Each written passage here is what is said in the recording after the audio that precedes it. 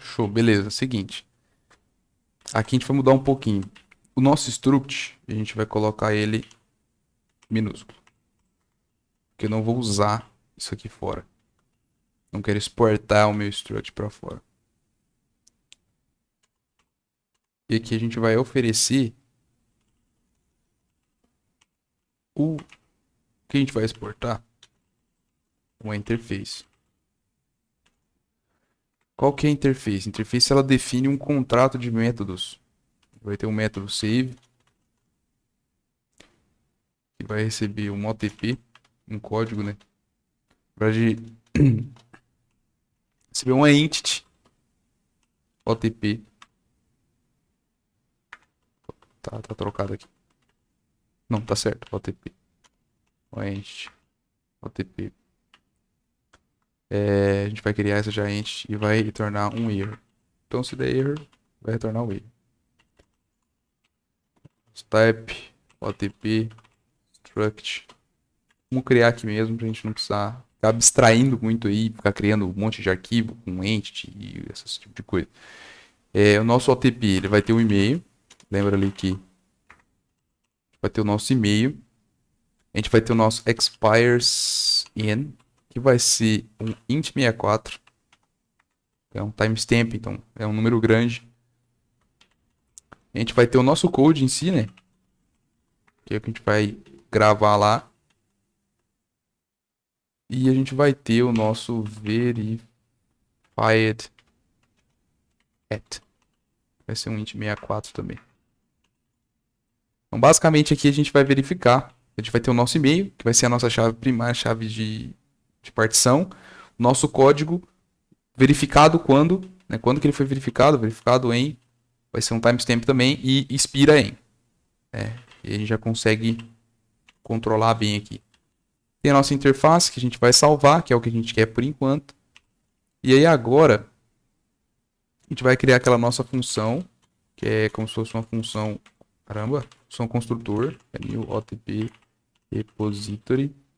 Essa função ela retorna um OTP repository. Não, ela retorna um ponteiro de OTP repository. E aí eu vou retornar aqui o nosso OTP minúsculo. Porque uma interface no Go, ela a interface no Go, ela não necessariamente está conectada a nada. Não precisa de algo implementar a interface. Se aquele struct ele tem os métodos que aquela interface ela quer, então logo aquela interface serve para aquele struct. O nosso table name aqui vai ser o que a gente definiu lá, que é OTP só. Aqui ele está dando erro porque a gente não implementou o método save da nossa interface ainda. Mas aqui a gente vai ter OTP e a API, a gente vai ter o DynamoDB Interfaces, que é um pacote que a gente precisa instalar. A gente vai precisar instalar esse pacote aqui. Que é a AWS, GitHub, isso aqui, ó. GoGet, GitHub, AWS SDK Service DynamoDB. Vai fazer o download aqui, fez o download, legal. Já colocou pra gente. E não é DynamoDB Interface, é DynamoDB e... Ó, DynamoDB e Faces. E Face. Ponto DynamoDB API. Isso aqui. Tem que fazer um import manual aqui que o...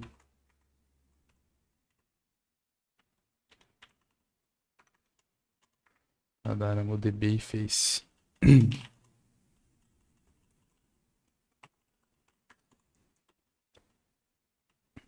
Show de bola. E aqui a nossa API. A gente vai lançar aqui. A gente tem que fazer alguma coisinha aqui antes. tem que instanciar o nosso serviço do DynamoDB aqui. Primeiro, então, a gente vai criar a nossa sessão com a AWS. Session must. E aí a gente tem o nosso session. New session.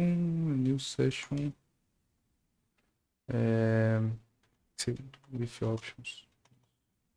Quais são as opções? Session options e o nosso shared config state. O session state enable. E aqui a gente tem o nosso serviço do Dynamo. Vou botar API para ficar com o mesmo nome, né? DynamoDB db.new e a gente passa nossa sessão para dentro. E aí tem aqui a nossa API que vai ter API, vai receber API. Ainda está dando erro porque não implementamos de novo a nossa interface. A gente vai começar a implementar ela agora. Aqui repo, que é o ponteiro de OTP repository minúsculo. Save, a gente vai receber uma entidade, né? Entity de OTP. E a gente vai retornar um erro, caso de erro. Beleza. Já pode retornar um new aqui.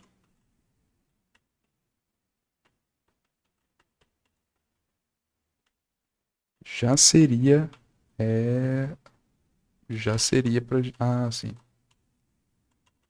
Não preciso retornar um ponteiro porque é uma interface que eu estou retornando, né? Então, eu não preciso retornar um ponteiro de interface.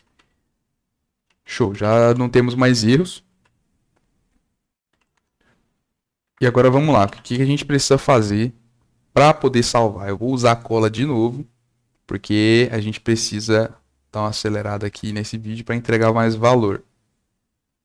Show. Primeiro, seria legal se a gente pudesse ter um outro lugar que a gente poderia pegar algumas configurações, como o tempo de TTL, etc. A gente pudesse mudar de forma fácil. Mas a gente não vai fazer isso aqui para a gente economizar tempo, porque não é o propósito. O propósito é mostrar o conceito de autenticação sem senha, né, e fazer isso usando o Golang para mostrar que é possível, né, usar essa linguagem tão top para poder fazer coisas que a gente faz no dia a dia. Então, esse é o propósito maior daqui. Então, o que a gente está fazendo? A gente está pegando o hoje, está adicionando 2 minutos e está transformando isso em timestamp. Né? Então, a gente quer que o nosso TTL, ou seja, time to live, ele seja de 2 minutos. E aí a gente vai começar a verificar algumas coisas. Né? Se o nosso OTP.expires in for maior do que 0, ou seja, se eu passei aqui na minha entidade o expires in, por que isso?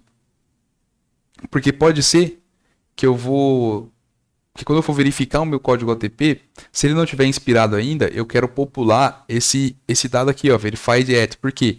Caso alguém tente verificar ele de novo, esse código ele vai estar já verificado e aí a gente não vai deixar com que essa pessoa verifique o código. Mas caso seja a primeira vez que eu esteja criando esse código, meu expirezinho vai vir 0, porque eu não vou passar ele para dentro da minha entidade.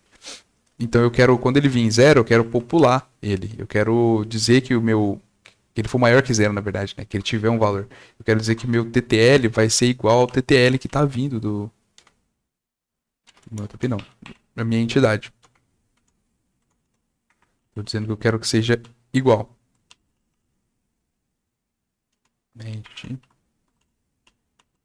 Às vezes lidar com o complete do Vim é muito inteligente, mas também acho que todo autocomplete de todo editor faz essa parada. Não é só do Vim, não. Beleza, a gente tem o nosso item, error, e a gente vai agora fazer o nosso Marshall. O Dynamo ele tem um padrão de JSON único, digamos assim. Então, ele tem algumas formas de controlar. Então, a gente vai usar aqui esse DynamoDB Attribute, que é um pacote daquele pacote que a gente acabou de instalar. Ele faz um Marshall no map, o Marshall Map. E aí, no nosso Marshall Map, a gente vai botar o nosso OTP aqui. E vai passar o nosso map novamente. Então, a gente vai passar aqui o nosso entity e-mail, vai passar o nosso code, entity code, o nosso expires in, entity expires in, e o nosso, na verdade, não, aqui a gente vai passar o nosso TTL, né? TTL. E aqui a gente vai passar o nosso expires, não, verified at entity verified at. Show. Verifica se a gente tem erros aqui. Se o erro for diferente de nulo, então a gente retorna erro. Show de bola, agora a gente tem o nosso item na mão. Tendo o nosso item na mão, a gente tem que fazer o nosso input para dentro do Dynamo, que ele funciona como se fosse um comando dentro do DynamoDB. Então, para a gente fazer esse nosso input, criar o nosso input, a gente vai usar dentro aqui do pacote do DynamoDB,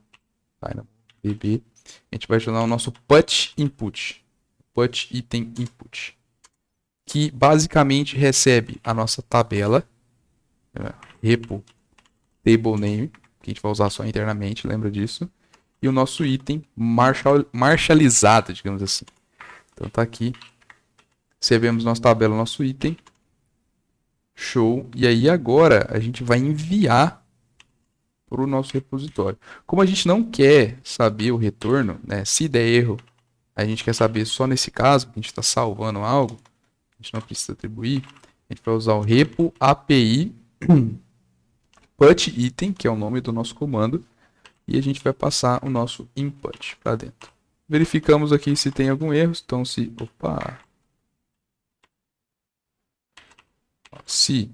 nosso erro for diferente de nulo, tá todo bugado aqui. Se o nosso erro for diferente de nulo, a gente vai retornar o nosso erro. Show, se não for diferente de nulo, a gente só vai retornar o newzinho aqui, que não tem erro. E tá lá. A gente fez aqui a nossa lógica de adicionar. Então o que a gente fez? Definiu um TTL, verificou se eu já não estava enviando o expirezinho, porque se eu tivesse enviando seria uma entidade que eu estava atualizando. Porque o save ele abrange tanto o create quanto o update, né, que a gente está acostumado do SQL. Então se eu já estou enviando uma entidade que tem esse expirezinho, quer dizer que ela é nova.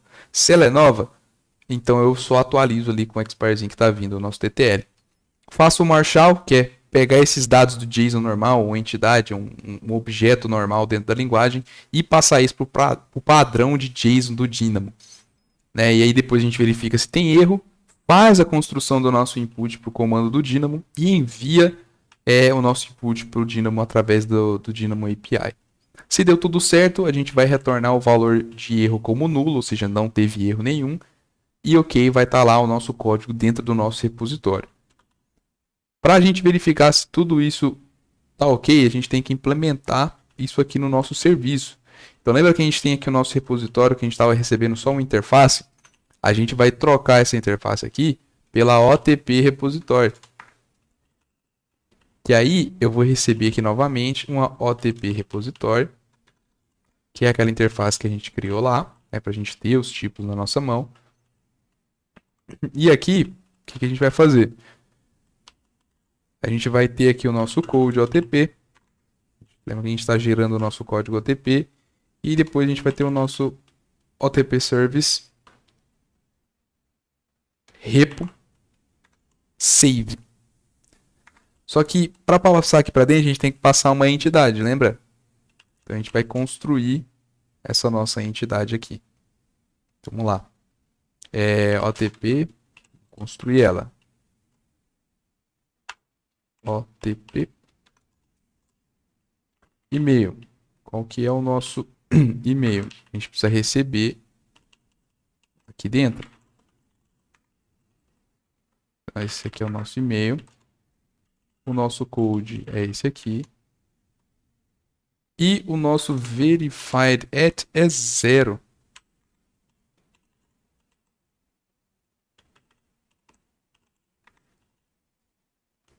OTP. Só passando aqui o nosso valor de OTP. E aqui, rapaziada, a gente vai retornar um erro ao invés de string. A gente estava retornando string só para a gente poder ver o nosso código, né? Ele retorna new aqui. E aqui, como a gente está pegando um erro, a gente verifica aqui também se tem erro, ó, dentro do nosso serviço, porque a gente quer saber, caso o Dynamo não consiga salvar o nosso código lá, a gente quer saber o que aconteceu.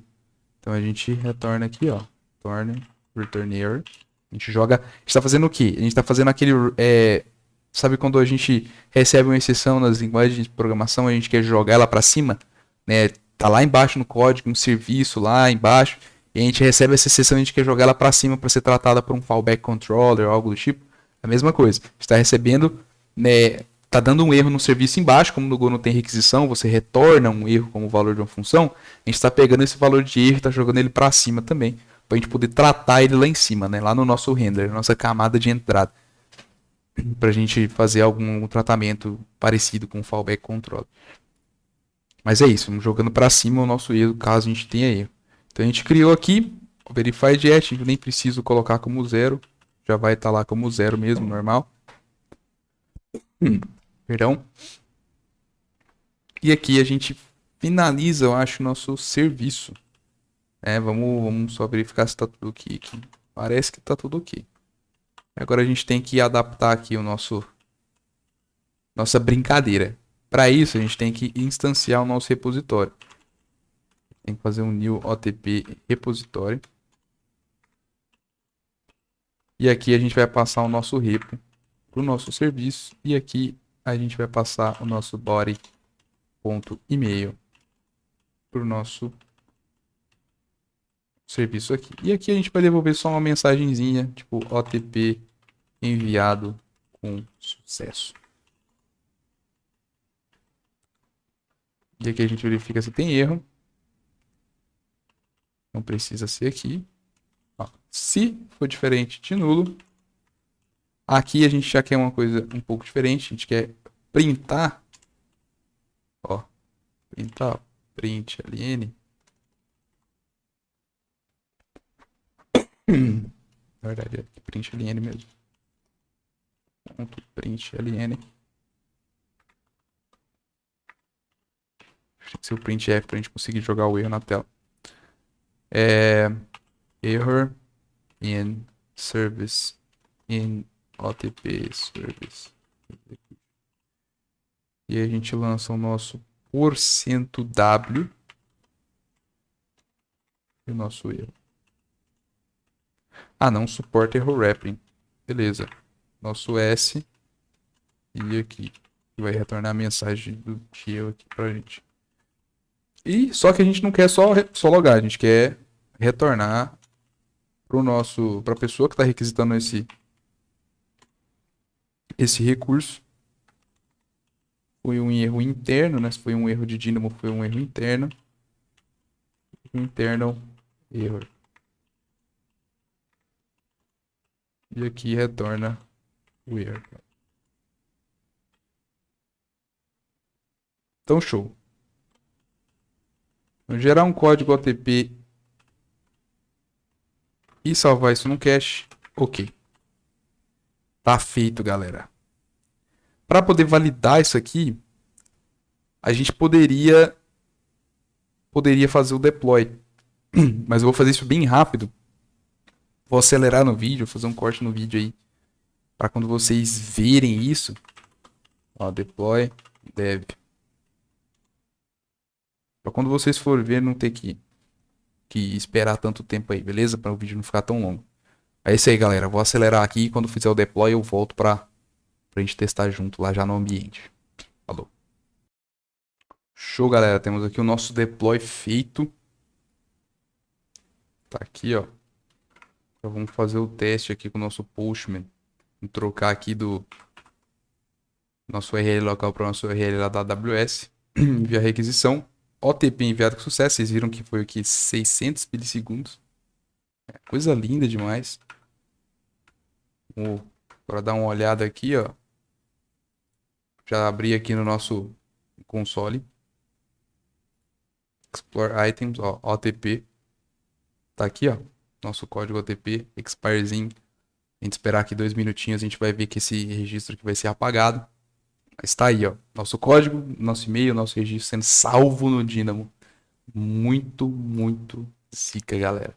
Então é isso. Se você gostou dessa parte, eu sei que os vídeos eles estão ficando um pouquinho longos, porque eu estou explicando muito bem cada coisa, eu estou tentando, né, explicar muito bem cada coisa para ficar claro do porquê que a gente está fazendo isso ali dentro do código, de como funciona algumas coisas dentro da AWS, do Serverless Framework, para ser algo bem rico em conhecimento, rico em conteúdo para vocês.